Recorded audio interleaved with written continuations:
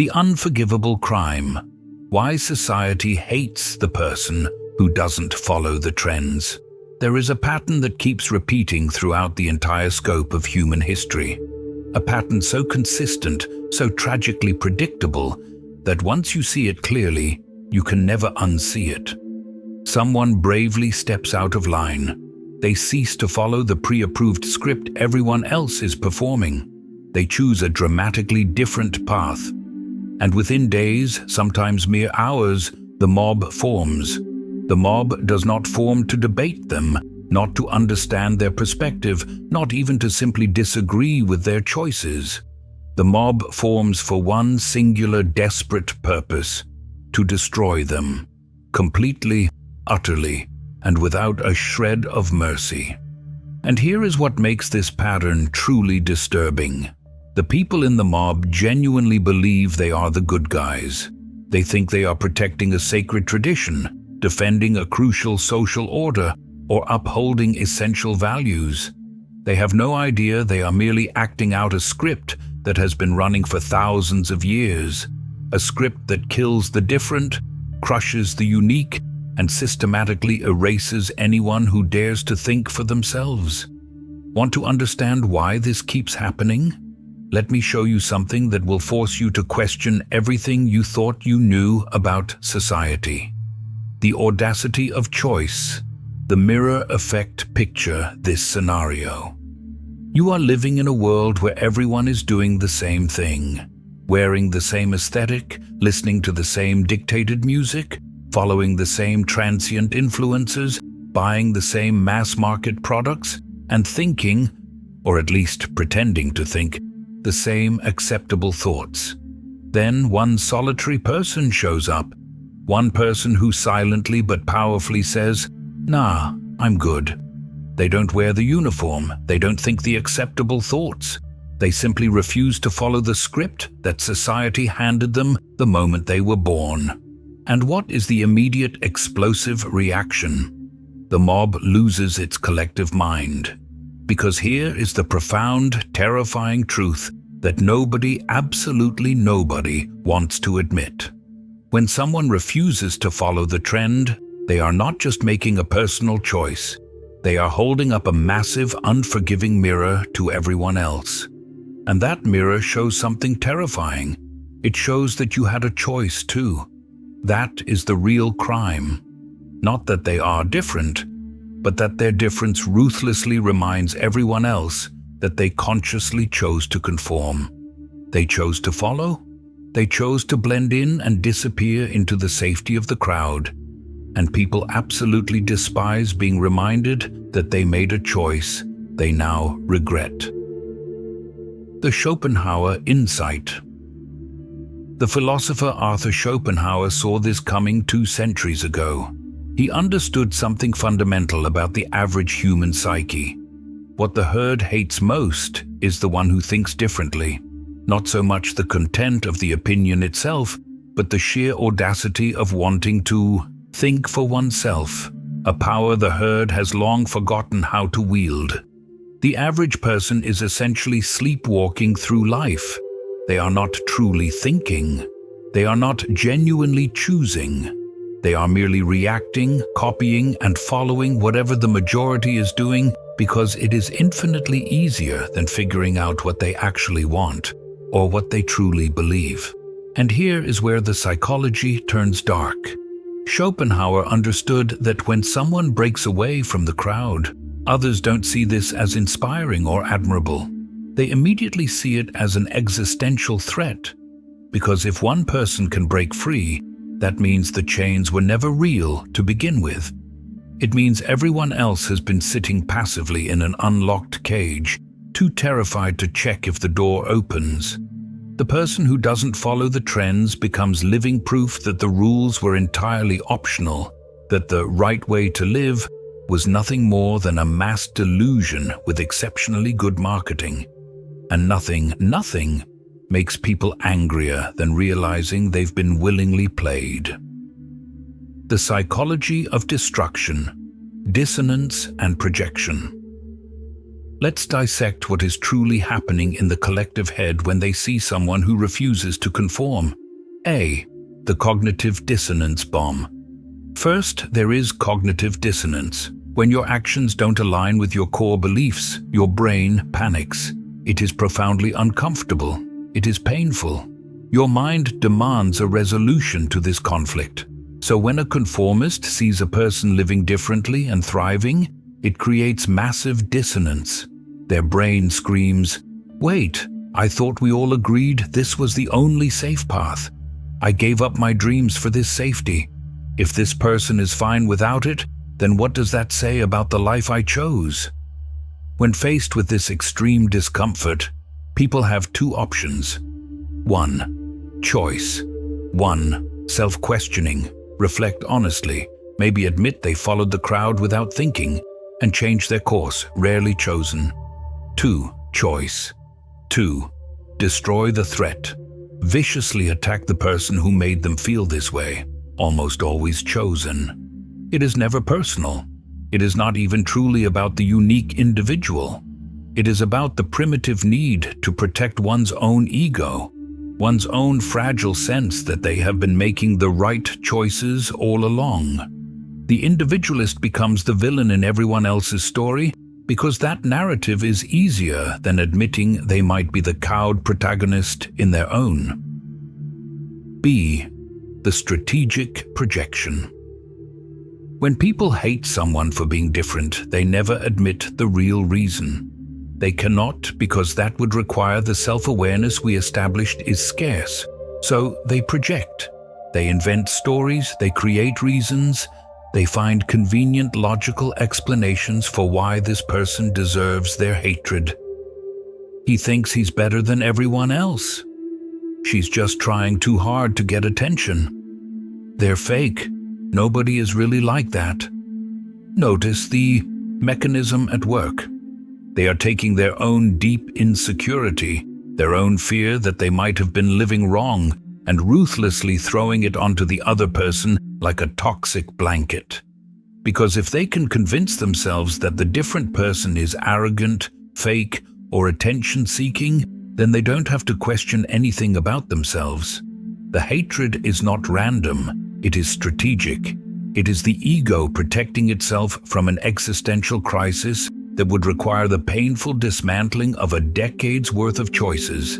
And the scariest part, most people doing this have no idea they are doing it. They genuinely believe their hatred is righteous and justified. History's verdict, the cost of unseeing. You want to know how deep this pattern goes? Let's take a terrifying trip through history. Socrates. His crime? Asking powerful questions, making people think, refusing to accept the standard beliefs of Athens simply because everyone else did. The mob sentenced him to death, forcing him to drink poison. Because questions are profoundly dangerous when everyone else has agreed to stop asking them. Galileo. His crime? Figuring out the earth revolves around the sun. Everyone knew the earth was the center. He was put on trial, threatened with torture, and forced to recant his undeniable discoveries. His crime was looking through a telescope and refusing to unsee what he saw. Joan of Arc, a teenage girl who led an army. She didn't dress or act like other women of her time. She violently broke the script society wrote for her. They burned her alive. Later, much later, they made her a saint, but only after she was safely dead and could no longer challenge the status quo. Vincent van Gogh. He painted the world exactly as he saw it, not how art was supposed to look. He was rejected, called insane, and died thinking he was a total failure because he refused to paint like everyone else. Today, his works sell for hundreds of millions. But he never received the external validation for his powerful essential difference. The pattern is chillingly consistent. The person who breaks the trend, who dares to see differently, think differently, or live differently, becomes the target. Not because they are wrong, but because they are right in a way that makes everyone else uncomfortable. The dynamics of resistance, from jab to gaslight. What actually happens when you decide to stop following the trends? First, you receive the subtle jabs, the little comments. "Oh, that's interesting," said with that tone of forced, passive-aggressive support that really means "I think you're making a huge mistake, but I'm too polite to say so." Then come the questions, asked not with curiosity, but with aggressive suspicion. Why are you really doing this? As if your choices are somehow their business. If you persist, the real resistance begins. The mockery, the gossip, the whisper campaigns. People you thought were friends suddenly have strong, loud, unsolicited opinions about your life. "I'm just worried about you," they'll say. But their eyes tell a different story. Their eyes say, "Get back in line." Here is the perverse twist. The more successful you become at your different path, the worse the hatred gets. Success should validate your choices, but it doesn't. Success makes it worse because now you are not just different. You are proof that different works. You are evidence that they did not have to follow the crowd, that they chose the safe path while you took the risk, and your risk paid off. That is unforgivable. The poison of gaslighting. The people who hate you for being different are not hoping you learn a lesson. They are actively, desperately praying you fail, because if you succeed by doing the opposite of their rules, it destroys their entire comfortable worldview. It makes them people who wasted their lives on a safety that wasn't even necessary. So they wait, and they hope for disaster. And when you stumble, because everyone stumbles, they are right there. "See, I told you. I told you this wouldn't work. I told you to just be normal." They don't say it with sympathy. They say it with satisfaction. Your failure justifies their conformity. This leads to the darkest weapon, gaslighting. When you refuse to conform, people don't just hate you. They try to make you believe you are crazy. Why do you always have to be so different? You're trying too hard. You're just doing this for attention. They question your motives, your sanity, your character. If you are isolated in your difference, if everyone around you is echoing the same sentiment, you start to wonder, maybe I am crazy. Maybe I should just be normal like everyone else. This is societal-level gaslighting. They want you to doubt yourself, to question your path, to internalize their hatred until you hate yourself for being different. That is when they truly win, not when they destroy you from the outside, but when they get you to destroy yourself from the inside. The ultimate trade, conformity versus self-possession. You want to know when the hatred reaches its absolute peak? It is not when you first start being different. It is the moment other people start following you. When your difference starts to look genuinely attractive to others, when people start questioning whether they should abandon the trends too, when your alternative path starts to look like a viable option and not just chaos, that is when society goes nuclear. One person being different is a curiosity, a glitch in the system. But multiple people being different? That is a movement. That is a direct threat to the entire structure. Suddenly you are not just wrong. You are a corrupting influence leading people astray. That is when they bring out the serious accusations and the character assassination. You have crossed the line from annoying to threatening. The rigged reward system society has a brilliantly twisted reward system. Conformity, immediate and constant. Rewards. Every time you do what others do, you get a dopamine hit, a feeling of belonging, and the security of safety. Difference. Rewards are delayed, uncertain, and possibly non-existent. You might endure years of loneliness, years of people thinking you are weird, years of wondering if you made a huge mistake. Most people cannot handle that delay. They conform because the immediate small reward of social approval feels better than the distant possibility of a big, self-directed reward. Society knows this and counts on it. They have rigged the game so that conformity is always easier, always more immediately rewarding, and always the path of least resistance. Being different requires faith. It requires immense strength. It requires a willingness to endure short-term pain for long-term possibility. The man who doesn't follow the trends is choosing the hard path, and everyone who chose the easy path must hate him for it, or else they'd have to admit they took the easy way out. The final choice, your hell or their hatred. This pattern is not going to change. This isn't about technology or social media trends. This is about fundamental human psychology. We are tribal creatures. We survived by sticking together and trusting that what the group was doing was safe. The person who wandered off alone got eaten. That fear is still deep within us. The need to conform is genetic. The hatred for those who don't conform is also genetic. The tribe that tolerated too many freethinkers could not coordinate, could not work together, and ultimately could not survive. So we evolved to punish difference, to hate it, to stamp it out. The game is rigged. It always has been. So what do you do with this painful knowledge? You now know that refusing to follow the trends will make you hated. You know that society will try to break you. You know that people will pray for your failure. So, you have two conscious choices. Choice 1, the rational path. Play it safe, follow the trends, blend in, be normal, accept the small, immediate rewards of conformity, and live a life that is comfortable, predictable, and approved by everyone. The regret is the price. Choice 2, the sovereign path. Stay different.